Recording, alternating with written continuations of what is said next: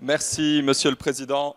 Madame la Ministre, opposition responsable et désireuse de voir notre pays sortir de la crise le plus vite possible, le groupe Les Républicains ne votera pas cette motion de rejet présentée par nos collègues insoumis. Je ne reviens pas sur la méthode des ordonnances. Nous l'avons débattu avant le premier vote du texte. Ces ordonnances vous donneront les moyens d'agir et la responsabilité qui en découle. Cependant, nous serons une opposition vigilante, très vigilante, sur la rédaction des ordonnances et exigeante, très exigeante, au moment de leur ratification. Le principal défi de notre mandat reste la lutte contre le chômage de masse, qui touche aujourd'hui un Français sur 10, un jeune sur 4, une personne de plus de 50 ans sur 2. Nous serons tous jugés à cette aune. Vous serez particulièrement jugés à cette aune. Vous allez avoir les moyens d'agir, de redonner de l'oxygène aux salariés, aux entreprises. Soyez au rendez-vous. Il faudra plus que certaines formules grandiloquentes que je viens d'entendre de la part de la ministre à sa tribune, car depuis le début de votre mandat, ce qui le caractérise, c'est l'écart entre les grandes formules et la réalité des faits. Nous n'entravons pas votre action.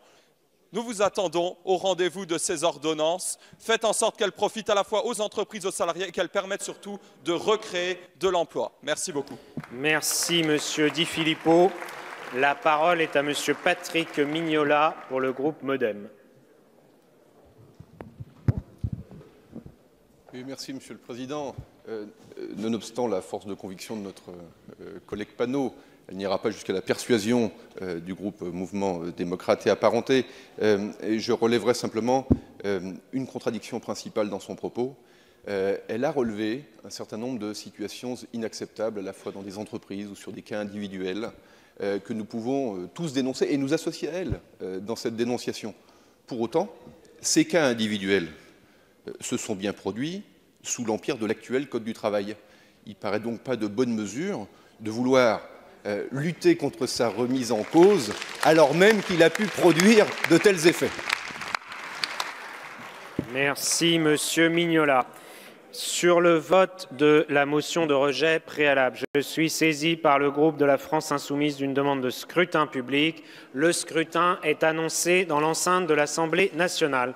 Nous poursuivons avec les explications de vote et nous en arrivons maintenant au groupe de la France Insoumise avec Monsieur Éric Coquerel.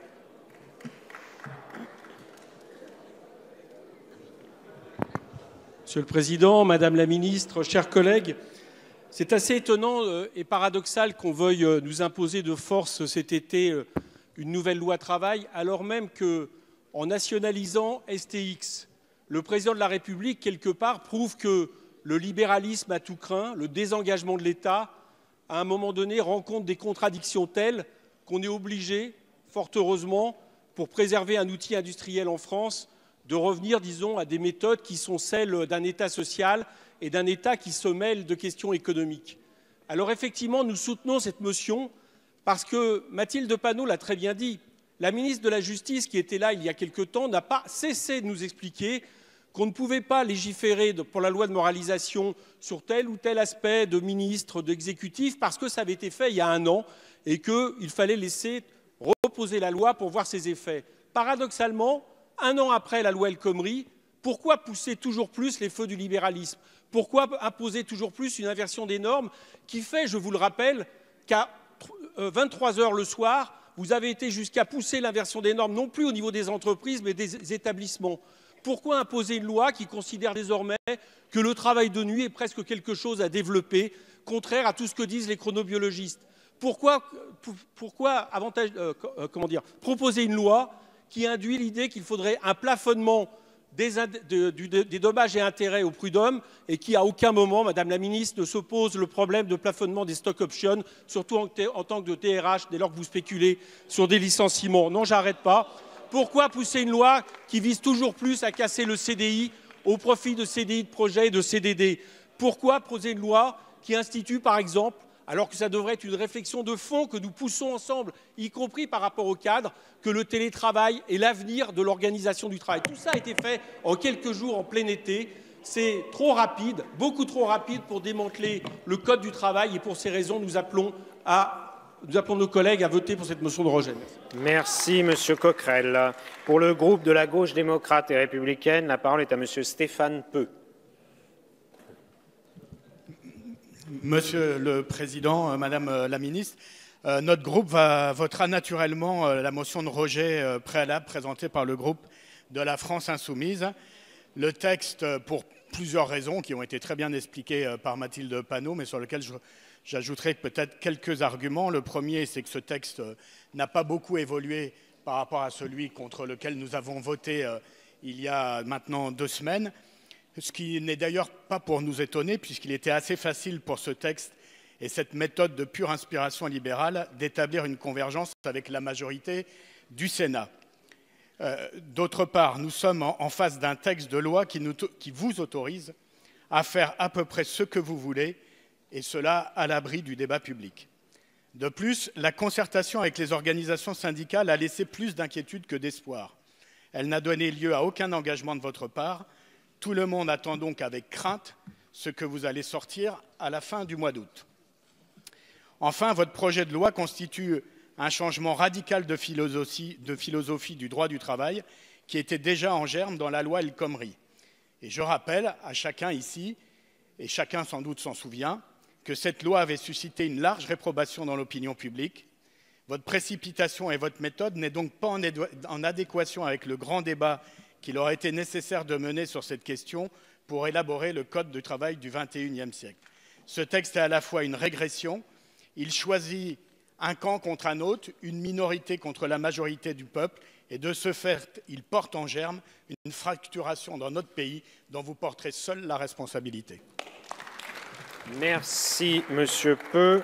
La parole est à Monsieur Charles Decourson pour le groupe Les Constructifs UDI.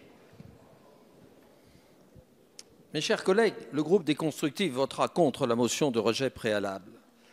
Parce qu'en écoutant la porte-parole du groupe La France Insoumise, j'avais l'impression de vivre au XIXe siècle.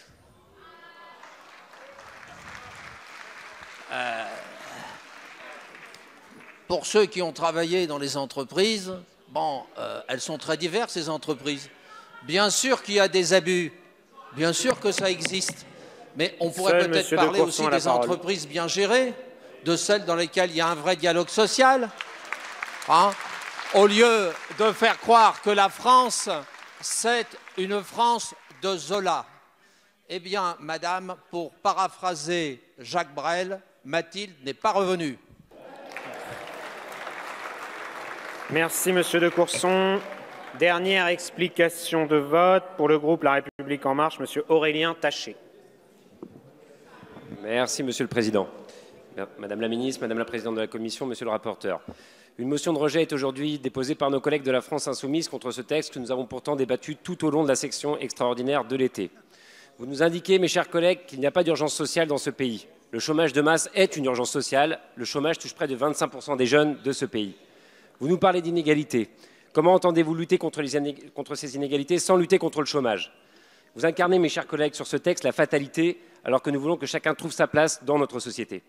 Plus personne ne doit être assigné à la résidence et ce texte le permettra. Cette réforme est la première étape d'une refonte globale de notre modèle social. La ministre a déjà eu l'occasion d'y revenir à plusieurs reprises dans nos débats. Assouplir le dialogue social, accorder de nouvelles libertés et de nouvelles sécurités, faciliter le recours au télétravail, sécuriser la relation de travail et enfin augmenter les indemnités légales de licenciement. Ce projet de loi d'habilitation est évidemment la première pierre à l'édifice de ce modèle rénové. Viendra dès la rentrée une réforme complète de la formation professionnelle et de l'assurance chômage. Vous critiquez la méthode, mais une concertation a été menée, 48 rendez-vous au total. Comment osez-vous l'ignorer? Ce texte a été débattu, il a été concerté, il a fait l'objet de 32 heures de débat en séance publique à l'Assemblée, de 30 heures de débat au Sénat, de 335 amendements discutés et de 45 adoptés, dont près de la moitié de l'opposition. Nous voterons donc contre cette motion, car il est fondamental d'agir. Merci mes chers collègues. Merci, Monsieur Taché.